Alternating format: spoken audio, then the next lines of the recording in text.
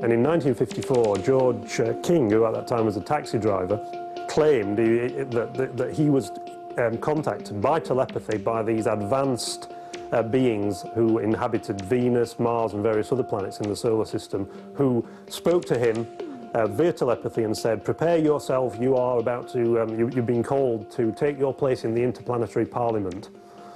And from that point onwards, he started to receive telepathic messages, and he actually began channeling these messages through his own voice. Now, who is going to speak through you this evening, if you can get in touch? Intelligence from the planet Venus, who we call Ethereus. Right. Will you now try to go into a trance voice? I will try.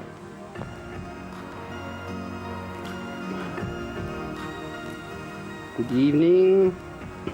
Good evening. My dear friend. Your name is? I am known as Ethereus. You could be from Venus. I could be from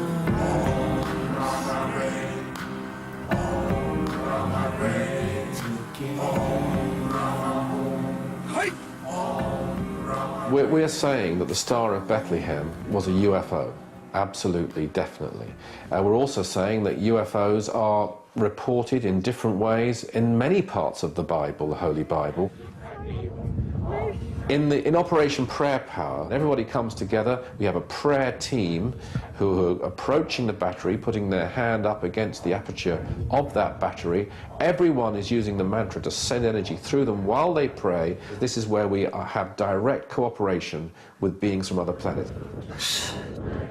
Ah, the planetary ones. That energy is stored in that battery, and then later on, of course, we can use that to bring healing and peace to the world.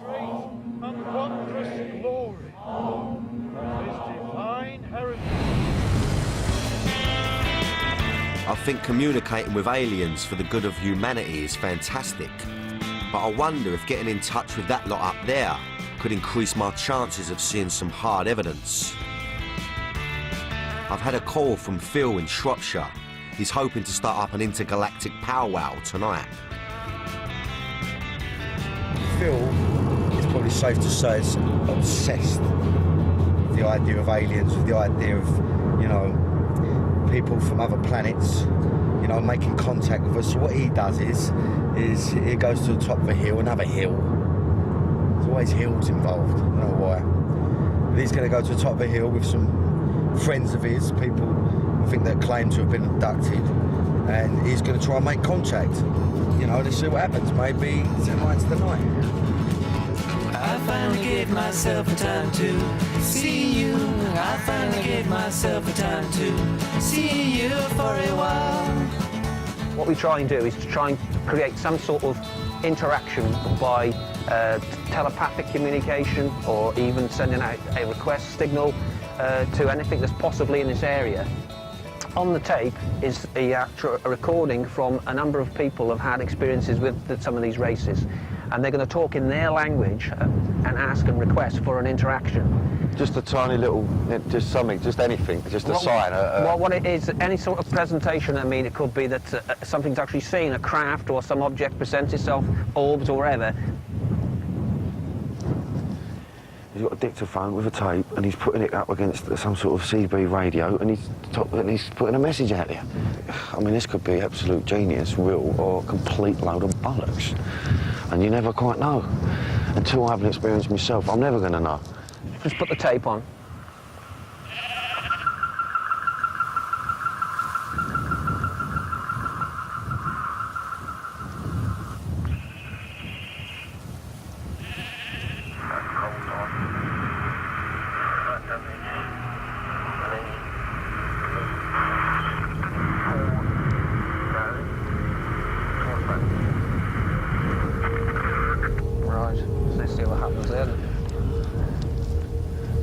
It looks quite eerie out there anyway, doesn't it? They all look like spaceships, man, and clouds, don't they? Don't they?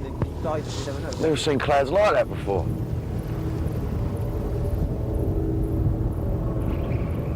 People watching this, I think he's a complete, absolute raving lunatic. But is he? That's what's open for debate. That's why I'm here. That's why I'm standing on an hill, 10 o'clock at night, freezing my bollocks off.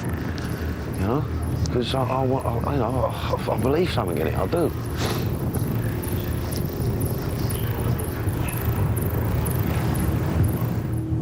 We've come up here on a really clear night. We're trying to make contact now and saying, right, bomb, we're here. We've got a young cockney who wants to believe, wants to get involved. But they, you know, nothing. Not a fucking thing. And I want to believe so much. I keep thinking I'm seeing things, but I'm not. Am I going mad myself? Am I going insane? I don't know. You can come out 100 times and see nothing, but maybe the next one you can. By the end of the day, it's not really dark enough, and at the end of it could be something could come along later on. So we'll stay and keep a watch for a while. Phil. Cheers, mate. Thank you. No problem. Thank you. Now, Phil's a lovely, lovely man. I just think he's trying to do the right thing for humanity, which, you know, he's a strange-looking superhero, but, you know, in my eyes, he is a bit of a superhero, you know. I think there should be a lot more people like him. I think the government should give him a few quid to do his bit of, you know, his experiments, and why not? You know, because there's definitely strange things going on out there, unexplainable things, and he believes that very soon they're going to land and they're going to show themselves to us, and I don't know what he's going to do then. Once they all come down and start shaking everyone's hand, you know, and they probably blank Phil. That'll be the irony. I just need some sort of proof now. I need something. I need something. I need to see something that's going to, you know, get me excited again. The more you ignore me, the closer I get. You're wasting your time. The more you ignore me, the closer I get. You're wasting your time. I'm near the end of my journey, but I still haven't witnessed a real-life UFO. I've come back to America to visit the UFO believers' holy shrine. It was just above that mountain over there that the first ever flying saucer was seen. This is like a pilgrimage for me. It's my last chance to prove that everything I want to believe is true. We're on our way to go and see a guy called James Gilliland, who basically owns a UFO research centre a couple of hours away from Portland. I'm hoping it's going to be quite a hippie, sort of a hippie feel to it, you know what I mean? Free love and all that, and everyone just sort of sitting around talking and, you know, being generally nice.